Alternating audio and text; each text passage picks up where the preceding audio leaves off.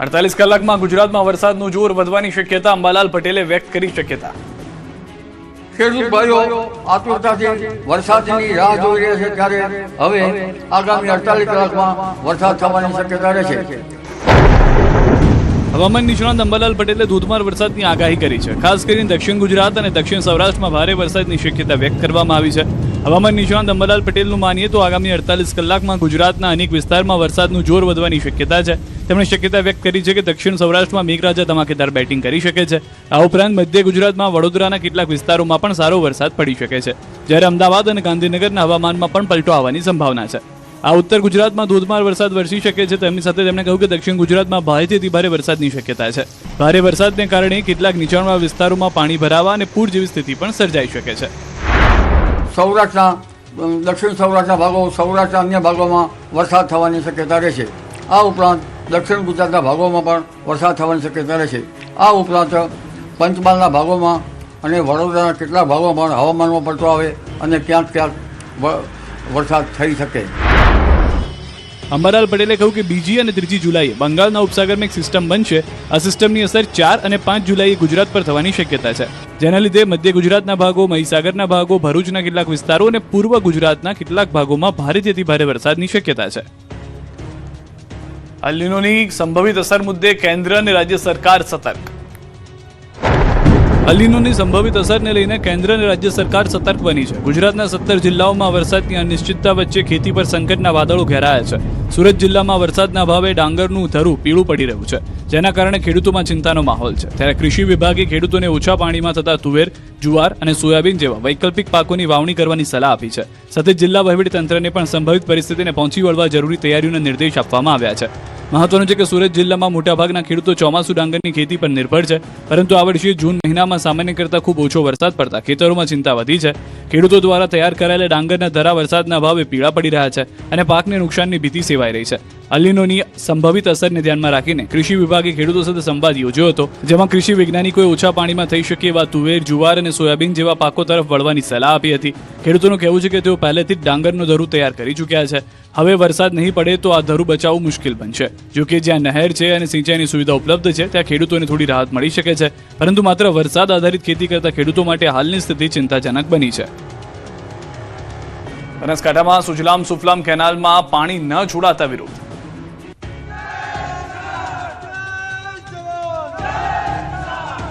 બનાસકાંઠામાં સુજલામ સુફલામ કેનાલમાં હજી સુધી પાણી નહીં છોડાતા ખેડૂતોમાં ભારે રોષ જોવા મળી રહ્યો છે। સરકારની જાહેરાત છતાં કેનાલ આજે પણ કોરી કટ છે, જેના વિરોધમાં દિયોદર અને લાખણી તાલુકાના ખેડૂતો મોટી સંખ્યામાં કેનાલ પર એકત્રિત થયા અને તાત્કાલિક પાણી છોડવાની માંગ સાથે વિરોધ નોંધાવ્યો। લાખણી તાલુકાના વાસણા વાતમ ગામ પાસે ખેડૂતો મોટી સંખ્યામાં એકત્ર થયા। ખેડૂતોએ સુજલામ સુફલામ કેનાલમાં તાત્કાલિક પાણી છોડવાની માંગ સાથે સૂત્રોચ્ચાર કર્યા। ખેડૂતોનું કહેવું છે કે સરકાર દ્વારા પાણી છોડવાની જાહેરાત કરવામાં આવી હતી, પરંતુ હજુ સુધી કેનાલમાં પાણી પહોંચ્યું નથી, જેના કારણે ખેતી પર સંકટ ઊભું થયું છે। ખેડૂતોએ તંત્રને 12 કલાકનું અલ્ટિમેટમ આપ્યું છે। જો આ સમયગાળામાં કેનાલમાં પાણી નહીં છોડવામાં આવે તો ચાંગા પમ્પિંગ સ્ટેશન ખાતે મોટી સંખ્યામાં ખેડૂતો ધરણા પ્રદર્શન કરશે અને ઉગ્ર આંદોલન શરૂ કરવાની ચીમકી ઉચ્ચારી છે। સુરેન્દ્રનગરના લીંબડીમાં પાણી મુદ્દે મહિલાઓ બની રણચંડી। અમારે પાણી 2-3 મહિનાથી આવતું નથી। રોડ અમે 25 વર્ષથી રહી છીએ, પણ અમારે રોડ નથી આવ્યો।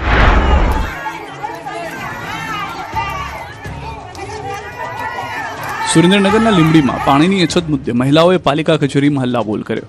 છેલ્લા 2-3 મહિનાથી પૂરતું પાણી ન મળતા સ્થાનિકોમાં ભારે રોષ જોવા મળ્યો। અનેકવાર રજૂઆત કરવા છતાં સમસ્યાનો ઉકેલ ન આવતા મહિલાઓએ ઉગ્ર વિરોધ પ્રદર્શન કર્યું। લીંબડી પાલિકાના વોર્ડ નંબર 1ની શિવશક્તિ સોસાયટીના રહીશો છેલ્લા કેટલાક મહિનાથી પાણીની સમસ્યાથી પરેશાન છે। સ્થાનિકોના જણાવ્યા મુજબ નિયમિત અને પૂરતું પાણી ન મળતા દૈનિક જીવન મુશ્કેલ બન્યું છે। તંત્રને અનેકવાર રજૂઆત કરવા છતાં કોઈ ઉકેલ ન આવતા આજે મહિલાઓએ પાલિકા કચેરી ખાતે પહોંચી ઉગ્ર સૂત્રોચ્ચાર કર્યા અને પાણી સહિતની રસ્તાની સુવિધા તાત્કાલિક પૂરી પાડવાની માંગ કરી। મહિલાઓએ ચીમકી આપી છે કે જો તંત્ર દ્વારા સમસ્યાનો ઉકેલ નહીં લાવવામાં આવે તો આગામી દિવસોમાં વધુ ઉગ્ર આંદોલન કરવામાં આવશે। જંગલેશ્વર ડિમોલિશન વિવાદ વધુ ઘેરાયો છે। મેયરે પત્રકાર પરિષદ કરી પણ આપ્યા ગોળ ગોળ જવાબ। રાજકોટ જંગલેશ્વર ડિમોલેશનમાં ખર્ચનો વિવાદ હવે ચરમસીમાએ પહોંચ્યો છે. આ અંગે રાજકોટના મેયર નેહલ શુક્લે પત્રકાર પરિષદ યોજી અને દાવો કર્યો છે કે જો કોઈ વધારાના રૂપિયા ચૂકવાયા હશે તો તે પરત લેવાશે. જો કે આ સિવાય અન્ય વાત પર મેયરે મગનું નામ મરી નથી પાડ્યું. ભ્રષ્ટાચાર થયો છે કે નહીં, પાણી અને વિડીયોગ્રાફીના વધુ રૂપિયા ચૂકવાયા છે કે નહીં તે અંગે મેયરે ગોળ જવાબ આપ્યા હતા. તેમણે કહ્યું કે કમિશનરને સક્ષમ અધિકારીઓની ટીમ બનાવી તપાસ માટે સૂચના આપી દેવાઈ છે. તપાસ રિપોર્ટના આધારે આગળની કાર્યવાહી થશે. જો કે સવાલ એ છે, ભ્રષ્ટાચારમાં જો કમિશનરે જ કટકી કરી હોય તો તટસ્થ તપાસ કેમ થશે? બીજી તરફ રાજકોટના જંગલેશ્વર ડિમોલેશન ખર્ચ વિવાદ મામલે મ્યુનિસિપલ કમિશનર તુષાર સુમેરાએ નિવેદન આપ્યું. કહ્યું કે આ શહેરના સૌથી મોટા ડિમોલેશન પૈકીનું એક હતું. ખર્ચ અંગે ઉઠેલા તમામ આશંકાઓની નિષ્પક્ષ તપાસ કરવા મનપા તૈયાર છે. મેયરની સૂચના બાદ તમામ સમિતિની રચના કરવામાં આવશે અને દરેક વિભાગના બિલની ઝીણવટભરી ચકાસણી થશે. જંગલેશ્વર ડિમોલિશન વિડીયોગ્રાફીની ચૂકવણીના મળ્યા પુરાવા, કોન્ટ્રાક્ટરનું જુઠ્ઠાણું ખુલ્લું પડ્યું. અગાઉ પોતાનું મકાન ગીરવે મૂકી વિડીયોગ્રાફીનું બિલ ચૂકવ્યું હોવાનું કહેનારા કોન્ટ્રાક્ટર પણ હવે શંકાના દાયરામાં આવી ગયા છે. વિડીયોગ્રાફીના કથિત કૌભાંડના ન્યૂઝ 18 ગુજરાતી પાસે પુરાવા આવ્યા છે. કોન્ટ્રાક્ટર હિતેશ ભાયાણીએ એક કેમેરામેન પાછળ 5000 થી વધુનું બિલ મનપામાં મૂક્યું છે, પરંતુ કેમેરામેનને માત્ર 2000 રૂપિયા ચૂકવ્યાનો દાવો છે. એટલે કે આ પુરાવા પર વિશ્વાસ કરીએ તો કોન્ટ્રાક્ટરે સીધી એક કેમેરા દીઠ 3000 ની કટકી કરી છે. 292 કેમેરામેન દીઠ 2000 રૂપિયા લેખે ગણીએ તો 5,86,000 રૂપિયા જેવી રકમનો ખર્ચ ભાયાણીને થયો, જ્યારે બિલ 24 લાખ આસપાસનું મુકાયું છે. એટલે કે હિતેશ ભાયાણીએ ડિમોલેશનમાં 15 લાખ રૂપિયાની કમાણી કર્યા હોવાનો દાવો છે. કથિત ભ્રષ્ટાચાર મુદ્દે ભાજપ અને કોંગ્રેસ બંને પક્ષના નેતાઓએ પણ સવાલ ઉઠાવ્યા છે. ભાજપના ધારાસભ્ય ઉદય કાનગડે કહ્યું કે સમગ્ર મામલે તપાસ થવી જોઈએ. જો 2 થી 5% પણ ગેરરીતિ થઈ હોય તો જવાબદારો સામે કાર્યવાહી થવી જોઈએ.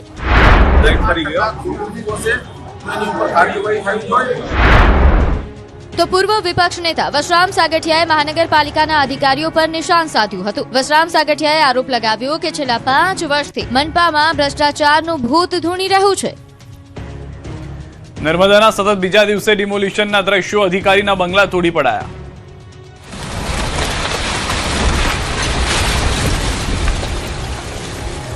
નર્મદાના ગરુડેશ્વરમાં સતત બીજા દિવસે ડિમોલિશનની કામગીરી કરાઈ અને અધિકારીઓના મકાનોને જમીનદોસ્ત કરી દેવાયા. ડિમોલિશનનો લાઈવ વિડીયો પણ જોવા મળ્યો.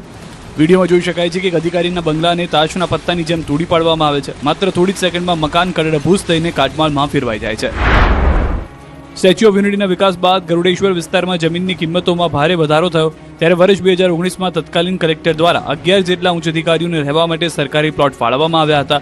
પરંતુ તપાસમાં સામે આવ્યું કે કેટલાક અધિકારીઓ આ પ્લોટ પર રહેવાની શરતનું પાલન કરવાને બદલે તેને ભાડે આપી દીધા. એટલે કે સરકારી મિલકતનો ઉપયોગ નિયમો વિરુદ્ધ કરવામાં આવ્યો. સતત બીજા દિવસે 10 જેસીબી મશીનોની મદદથી અધિકારીઓના મકાનનું ડિમોલિશન કરવામાં આવ્યું. ડિમોલિશન કાર્યવાહીને લઈને સાંસદ મનસુખ વસાવાએ પ્રતિક્રિયા આપી છે. તેમણે કહ્યું કે અધિકારીઓએ વર્ષો સુધી સરકારમાં ફરજ બજાવી હતી અને જો તેમના મકાનો નિયમ વિરુદ્ધ બાંધવામાં આવ્યા હોય તો કાર્યવાહી થવી જોઈએ. જો કે તેમણે એમ પણ કહ્યું કે અધિકારીઓના મકાન તોડાવવા તે સામે બનતી 5 સ્ટાર હોટલનું પણ કામ અટકાવવું જોઈએ. તેમણે પ્રશ્ન ઉઠાવ્યો કે વિસ્તારમાં બની રહેલી 5 સ્ટાર હોટલ માટે અંદાજે ₹60 કરોડના ખર્ચે કરવામાં આવેલા માટી પુરાણની પણ તપાસ થવી જોઈએ. હોટલનું જે નિર્માણ થઈ રહ્યું છે એ ગેરકાયદેસરનું ખોટી રીતના માટી પુરાણ થઈ રહ્યું છે. એને બી અટકાવો તમે, એ પણ કાયદેસરની કાર્યવાહી થશે. કાયદો બધા માટે સરખો હોય. સુરતના નાસિરનગર ડિમોલિશન મુદ્દે હાઈકોર્ટનું કડક વલણ. સુરતના નાસિરનગર ડિમોલિશન મામલે હાઈકોર્ટનો કડક મિજાજ જોવા મળ્યો. રાજ્ય સરકારના સોગંદનામું રજૂ ન કરી શકતા કોર્ટે તંત્રની આકરી ઝાટકણી કાઢી. નાસિરનગર ડિમોલિશન મામલે હાઈકોર્ટમાં સરકાર અને મનપા વતી એડવોકેટ જનરલ હાજર રહ્યા હતા. આ દરમિયાન કોર્ટે સીધો સવાલ કર્યો કે અધિકારીઓ કોના આદેશથી સ્થળ પર પહોંચ્યા હતા, ત્યારે તંત્ર તરફથી જવાબ અપાયો કે તપાસ ચાલુ છે. આ જવાબથી હાઈકોર્ટ સંતુષ્ટ ન થઈ અને ઝાટકણી કરતા કહ્યું કે 1 મહિનો થયો, અત્યાર સુધી શું કર્યું. મહત્વનું છે કે અગાઉ હાઈકોર્ટે પીડિતો માટે વૈકલ્પિક વ્યવસ્થાનો આદેશ આપ્યો, જે બાદ તંત્ર દોડતું થયું અને અસરગ્રસ્તોને ભરીમાતા કમ્યુનિટી હોલમાં ખસેડ્યા હતા. અહીં વીજળી, પાણી, પંખા, લાઇટ અને શૌચાલય જેવી સુવિધા ઉપલબ્ધ કરાઈ છે. મહત્વનું છે કે સુરતના નાસિરનગરમાં 100 થી વધુ ઘરને તોડી પડાયા છે, જે પરિવારો પરથી હાલ ઘરની છત છીનવાઈ છે. બીજી તરફ વેડ દરવાજા વિસ્તારના 100 થી વધુ પ્રભાવિત પરિવારોની નજર મંડાયેલી હતી. ઘર વિહોણા બનેલા પરિવારો મોબાઈલ પર સુનાવણીનું લાઈવ પ્રસારણ જોઈ ન્યાયની આશા રાખતા જોવા મળ્યા. મહિલાઓ, પુરુષો અને બાળકોના ચહેરા પર ગુમાવ્યાની પીડા સ્પષ્ટ જોવા મળી રહી હતી. પીડિતોનો આક્ષેપ છે કે કોઈ પૂર્વ નોટિસ વિના ડિમોલિશન કરવામાં આવ્યું હતું. અગાઉની સુનાવણીમાં હાઈકોર્ટે તંત્રને આખરી ટકોર કરી પીડિતોના તાત્કાલિક પુનર્વસન માટે યોજના રજૂ કરવાનો આદેશ આપ્યો હતો. હવે આગામી નિર્ણય પર પ્રભાવિત પરિવારોની નજર મંડાયેલી છે. અમરેલીમાં દવાણો પર ફર્યું દાદાનું બુલડોઝર. અમરેલીમાં પણ તંત્રનું બુલડોઝર ચાલ્યું. લાઠી અને કુકાવાવ રોડ પરથી 100 જેટલા ગેરકાયદે દબાણો દૂર કરાયા. અમરેલીમાં ટ્રાફિક અને દબાણની સમસ્યા હલ કરવા માટે નગરપાલિકા અને વહીવટીતંત્રે આકરું વલણ અપનાવ્યું. તંત્ર દ્વારા શહેરમાં મોટા પાયે ડિમોલિશનની કામગીરી હાથ ધરવામાં આવી. શહેરના મુખ્ય માર્ગો પર લાંબા સમયથી ખડકાયેલા ગેરકાયદે દબાણો પર બુલડોઝર ફેરવી દેવાયું. મળતી માહિતી અનુસાર અમરેલીના લાઠી રોડ અને કુકાવાવ રોડ પર માર્ગ નડતરરૂપ એવા આશરે 100 જેટલા લોકોને નોટિસ ફટકારાઈ હતી. નગરપાલિકાને માર્ગ અને મકાન વિભાગે અગાઉ જ નોટિસ આપી દીધી હતી. તંત્રની કડક નોટિસ બાદ સજાગ બનેલા મોટાભાગના લોકોએ પોતાના દબાણો સ્વૈચ્છિક રીતે જ હટાવી લીધા હતા, જ્યારે બાકી બચેલા દબાણો તંત્રે દૂર કર્યા. ડિમોલિશનની કામગીરીને સફળ બનાવવા અને કોઈ કાયદો વ્યવસ્થાની સ્થિતિ ન બગડે તે માટે મોટો વહીવટી કાફલો મેદાને ઉતારવામાં આવ્યો.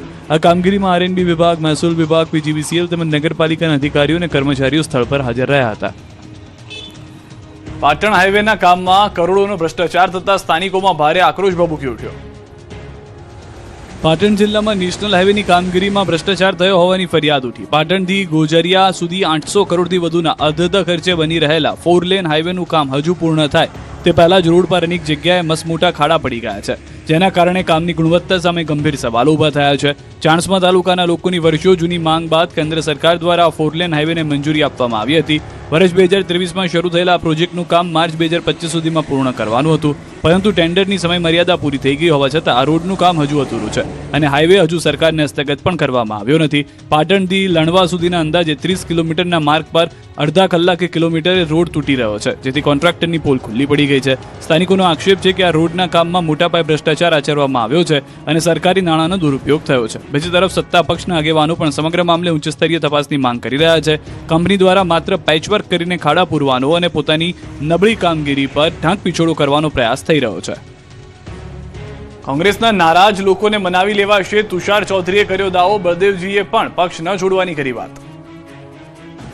ગુજરાત કોંગ્રેસમાં આંતરિક વિવાદ સપાટી પર પહોંચ્યો છે. કોંગ્રેસના સભ્યો નિરાશ હોવાનો ખુદ વિધાનસભાના વિપક્ષ નેતા તુષાર ચૌધરીનો દાવો છે.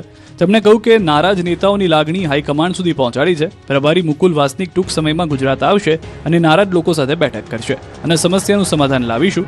આ દરમિયાન તેમણે કોંગ્રેસ દ્વારા ઝડપી નિર્ણય ન લેવાતો હોવાનો પણ સ્વીકાર કર્યો. બીજી તરફ તેમણે ભાજપ પર સ્થાનિક સ્વરાજ્યની ચૂંટણીમાં ગેરરીતિ કરી હોવાનો પણ આરોપ લગાવ્યો, જેનો ભાજપના પ્રવક્તાએ જવાબ આપ્યો.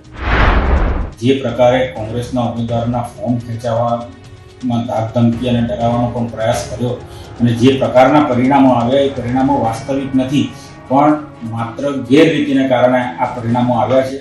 એટલે હું તુષારભાઈ ચૌધરીને કહેવા માંગુ છું કે અનાપ શનાપ આક્ષેપો, મનગઢત આક્ષેપો ભારતીય જનતા પાર્ટી પર કરવાના બદલે પોતાની આંતરિક નબળાઈ શું છે તે શોધીને તેનું સમાધાન કરવા પ્રયત્ન કરે. કોંગ્રેસના પૂર્વ ધારાસભ્ય બળદેવજી ઠાકોરે કોંગ્રેસ છોડવાની વાત પર પૂર્ણ વિરામ મૂક્યું. તેમણે કહ્યું કે કોંગ્રેસ છોડું છું એવું મેં કહ્યું નથી. બળદેવજી ઠાકોર કોંગ્રેસનો કાર્યકર છે અને રહેશે. મહત્વનું છે કે બળદેવજી ઠાકોરનો એક વિડીયો વાયરલ થયો હતો, જેમાં તેઓએ સંન્યાસ લેવાની વાત કરી હતી. રાજકોટના શાપર વેરાવળમાં ધાડના કેસમાં પોલીસે 3 આરોપીને ઝડપી લીધા. 8 દિવસ બાદ 3 આરોપીની ધરપકડ કરાઈ. પોલીસે 20% મુદ્દામાલ પરત મેળવ્યો. 41 લાખ રોકડા, દાગીના, રાઇફલ સહિતની ચીજવસ્તુઓ જપ્ત કરી. રાજકોટના રણુજા ધામમાંથી મહંતનો મૃતદેહ વાડીના કૂવામાંથી મળી આવ્યો. કૂવામાંથી મહામહેનતે મહંતનો મૃતદેહ બહાર કઢાયો. પ્રાથમિક માહિતી મુજબ તેઓ છેલ્લા કેટલાક સમયથી ગંભીર બીમારીથી પીડાઈ રહ્યા હતા. બીમારીથી કંટાળીને આપઘાત કર્યો હોવાની આશંકા. ગાંધીનગરના લવારપુરમાં એસએમસીના દરોડા. ઇન્દ્રનગર વિસ્તારમાંથી એસએમસીએ મોટી માત્રામાં વિદેશી દારૂનો જથ્થો ઝડપી પાડ્યો. દરોડા દરમિયાન પોલીસે 2 આરોપી સાથે 14.19 લાખનો દારૂ, 2 કાર, મોપેડ, મોબાઈલ અને રોકડ રકમ સહિત કુલ 25.26 લાખનો મુદ્દામાલ જપ્ત કર્યો. અન્ય 4 આરોપીઓને વોન્ટેડ જાહેર કરાયા. અમદાવાદના અમરાઈવાડી વિસ્તારમાં બુટલેગરોના આતંકનો મામલો સામે આવ્યો. દારૂ પીને કચરો ન ફેંકવા બાબતે સ્થાનિકોએ ટોકતા બુટલેગરોએ ઉશ્કેરાઈ મારઝૂડ કરી હોવાનો આરોપ છે. એટલું જ નહીં, આરોપીઓ તલવાર વડે સ્થાનિકો પર હુમલો કર્યો, જેમાં એક વ્યક્તિ ઇજાગ્રસ્ત થયો છે. સમગ્ર મામલે અમરાઈવાડી પોલીસે ગુનો નોંધી આગળની કાર્યવાહી હાથ ધરી છે. સુરતના સચિન જીઆઈડીસી વિસ્તારમાં ગોડાઉન ભડકે પડ્યા. ખાલી પ્લોટમાં અચાનક આગ ભભૂકી ઉઠી હતી. ગોડાઉનમાં પેકિંગ મટીરિયલ, પ્લાસ્ટિક સહિત અન્ય જ્વલનશીલ સામગ્રીનો મોટો જથ્થો સંગ્રહિત થયો, જેના કારણે આગ ખૂબ જ ઝડપથી ફેલાઈ. બનાવની જાણ થતાં ફાયર વિભાગ ઘટના સ્થળે પહોંચ્યું અને પાણીનો મારો ચલાવી આગ પર કાબુ મેળવ્યો. સુરતના કામરેજમાં ટ્રકમાં આગ લાગી. ઉમામંગલ રોડ પર ઉભેલા એક ટ્રકમાં આગ લાગી. આગ વધુ ભીષણ બનતા ફાયર વિભાગને જાણ કરવામાં આવી. ફાયર વિભાગની 2 ગાડીઓએ આગ પર કાબુ મેળવવા જહેમત ઉઠાવી હતી. કચ્છના ભુજમાં એક હોસ્પિટલમાં આગની ઘટનામાં 2 મહિલાઓનું રેસ્ક્યુ કરાયું. શહેરના હોસ્પિટલ રોડ પર આવેલી વાઇબલ હોસ્પિટલમાં એક રૂમમાં અચાનક આગ ફાટી નીકળી હતી. આગને કારણે હોસ્પિટલમાં ભારે ધુમાડો ફેલાઈ જતા 2 મહિલા દર્દીઓ અંદર ફસાઈ ગઈ હતી. જેમાં તસ્કરોનો ત્રાસ યથાવત, સીસીટીવીમાં કેદ થઈ ઘટના.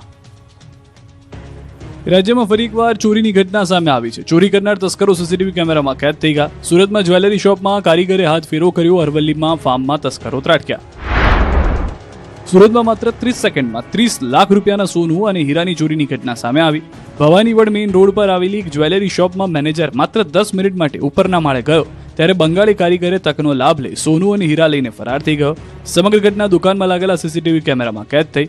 મેનેજર પરત ફરતા ટેબલ અને લોકરની તપાસ કિંમતી દાગીના ગાયબ હોવાનું સામે આવ્યું. અરવલ્લીના ધનસુરા તાલુકાના ખિલોડિયા ગામમાં તસ્કરોનો આતંક જોવા મળ્યો છે. ખેડૂતોના ફાર્મમાંથી 85,000 રૂપિયાની ડ્રીપના રોલની ચોરી કરવામાં આવી છે. આ ચોરીની ઘટના પણ સીસીટીવી કેમેરામાં કેદ થઈ છે. સીસીટીવીમાં કેટલાક શખ્સો ફાર્મમાં બનાવેલા મકાન તરફ ઘૂસતા દેખાઈ રહ્યા છે. હાલ ખેડૂતની ફરિયાદના આધારે ધનસુરા પોલીસ મથકે કેસ નોંધાયો છે અને તપાસ શરૂ કરવામાં આવી છે. જામનગરમાં પેટ્રોલ પંપ પર છૂટા હાથની મારામારી તો કલોલમાં કોર્પોરેટરના પતિએ જમાવ્યો રોફ. જામનગરના કાલાવડ તાલુકાના 76 ગામે પેટ્રોલ પંપ પર મારામારી થઈ. વસુંધરા પેટ્રોલ પંપ પર કામ કરવા આવેલા કેટલાક શખ્સોએ કર્મચારી સાથે મારામારી કર્યાનો આરોપ છે. મારામારીના દ્રશ્યો સીસીટીવી કેમેરામાં કેદ થઈ ગયા છે. સીસીટીવીમાં જોઈ શકાય છે કે કેટલાક શખ્સો કાળા રંગની કારમાં આવે છે, કર્મચારીઓ સાથે બોલાચાલી કરે છે, તેને મારે છે અને એ જ કારમાં ફરાર થઈ જાય છે. આ હુમલામાં પેટ્રોલ પંપના કર્મચારીઓની ઈજાઓ પહોંચી છે. હુમલાખોરોએ સ્થળ પર હંગામો મચાવી દહેશતનો માહોલ સર્જ્યો છે. બીજી તરફ પોલીસે સીસીટીવીના આધારે તપાસ શરૂ કરી છે. ગાંધીનગરના કલોલમાં કોર્પોરેટરના પતિની દાદાગીરી સામે આવી છે. વોર્ડ નંબર 8ના કોર્પોરેટરના પતિનો એક વિડીયો સામે આવ્યો છે, જેમાંથી એક વ્યક્તિ સાથે મારામારી કરતો નજરે પડી રહ્યો છે. વિડીયોમાં જોઈ શકાય છે કે કોઈ મોટો ગુંડો હોય તેમ યુવકને ધમકાવે છે અને ત્યારબાદ હુમલાનો પ્રયાસ કરે છે. સામેવાળો વ્યક્તિ પણ પ્રતિકાર કરે છે. દાવો કરવામાં આવી રહ્યો છે કે જમીન અને નાણાંની લેવડ-દેવડના મુદ્દે એક વ્યક્તિ સાથે મારઝૂડ કરવામાં આવી હતી. ઘટનાને લઈને કોર્પોરેટરના પતિ સામે દાદાગીરીના આક્ષેપો થઈ રહ્યા છે. સાથે જ ઊંચા વ્યાજે રૂપિયા આપતા હોવાની પણ ચર્ચા ચાલી રહી છે. અમદાવાદ ગ્રામ્યમાંથી ઝડપાયેલા પ્લાઝામાં મુદ્દે ઘટસ્ફોટ થયો છે. પ્લાઝમા મુદ્દે માનવ જીવન માટે હતા જોખમી તેની જાણકારી મળી છે. અમદાવાદ ગ્રામ્ય પોલીસ દ્વારા ઝડપાયેલા પ્લાઝમા રેકેટ મામલે હવે મોટો ખુલાસો સામે આવ્યો છે. તપાસમાં જાણવા મળ્યું છે કે આરોપી દિનેશ ચૌધરી મહારાષ્ટ્રની અનેક બ્લડ બેંક સાથે સંપર્કમાં હતો અને જે પ્લાઝમા સપ્લાય કરવામાં આવતો હતો તે અંગે ગંભીર ચિંતાજનક માહિતી સામે આવી છે. ઝડપાયેલા 1140 બ્લડ પ્લાઝમા સેમ્પલનો રિપોર્ટ નેગેટિવ આવ્યો છે અને તપાસમાં સામે આવ્યું છે કે પ્લાઝમામાં ભેળસેળયુક્ત હતું અને માનવ જીવન માટે જોખમી હોઈ શકે છે. બીજે મેડિકલ કોલેજ અને પેથોલોજી લેબના રિપોર્ટમાં હકીકત સામે આવી. પોલીસે સમગ્ર મામલે રિપોર્ટ તૈયાર કરી સરકારને મોકલ્યો. આ રિપોર્ટ ગુજરાત સરકાર અને કેન્દ્ર સરકારને પણ મોકલવામાં આવશે. તપાસમાં ગ્રામ્ય પોલીસ સાથે ફૂડ એન્ડ ડ્રગ્સ વિભાગ અને અન્ય આરોગ્ય વિભાગ પણ જોડાયા છે અને પ્લાઝમા સંબંધિત નિયમોમાં સુધારા માટે પણ સૂચનો કરવામાં આવ્યા છે. જોકે તપાસમાં એ પણ સામે આવ્યું છે કે આ બનાવટી પ્લાઝમા ગુજરાતની કોઈ પણ હોસ્પિટલ કે બ્લડ બેંકમાં સપ્લાય થયો નથી. હાલ સમગ્ર મામલે વધુ તપાસ ચાલી રહી છે અને આંતરરાજ્ય નેટવર્ક સુધી આ રેકેટના તાર જોડાયેલા છે કે નહીં તે દિશામાં પણ તપાસ કરવામાં આવી રહી છે. ખેડાના કપડવંજમાં ફટાકડા ફેક્ટરીમાં બ્લાસ્ટ મામલે તંત્ર પર ઉઠ્યા સવાલ. કપડવંજ ફટાકડાની ફેક્ટરી બ્લાસ્ટ કેસમાં પોલીસ અને વહીવટીતંત્રની મિલીભગત હોવાની આશંકા સેવાઈ રહી છે. વર્ષ 2021માં સ્થાનિકોના વિરોધને કારણે ફેક્ટરીના લાયસન્સની અરજી નામંજૂર થઈ હોવા છતાં આ ગેરકાયદેસર ફેક્ટરી છેલ્લા પોણા 5 વર્ષ